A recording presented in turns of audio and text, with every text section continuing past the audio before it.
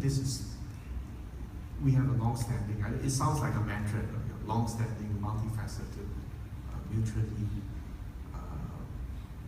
beneficial relationship. And because it's long-standing, and if you are truly close, there will be from time to time things which you disagree. And fortunately or unfortunately for Singapore, we are very consistent. We're very transparent. And we call a spade a spade. What that means is not that we are shifting our position or that we are deliberately needing to poke people in the eye. But if from time to time, a difference in perspective will emerge over specific issues. And when that happens, our belief is that it's better to be upfront and honest about it, but do it in a non-provocative way. And I can tell you honestly that at the most senior levels, at the leadership levels, there's a deep appreciation that this is a long and wide-ranging relationship, and we will not allow any single issue to hijack it.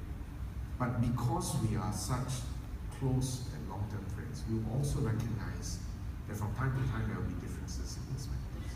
And the recent, all the fuss about the South China Sea, actually, to me, we have taken a position because of our own position and our own perspective. And what's our position?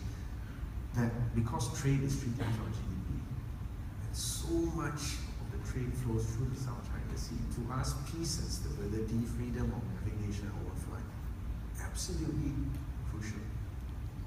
Right? Second, because we are a tiny country, because we got our independence through a set of signed documents, to us, international law, sanctity of agreements, having access to peaceful resolution of disputes, it's not a debating point.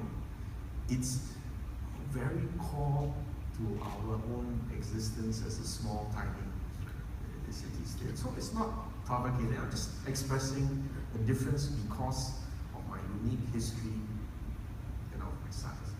And the third thing we emphasize is ASEAN centrality and unity, and I've mentioned that. You did. Well, I was just going to ask you another question on the Terex vehicles. What really happened down there, and why did that ship go? Well, I think the DEF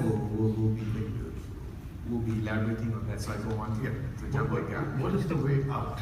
Yesterday you had a protest from Major about this whole thing. What is the way out? I wouldn't overreact to that. Except all I would say is that we expect commercial providers of services to strictly comply with the law, and we expect the law to take its course.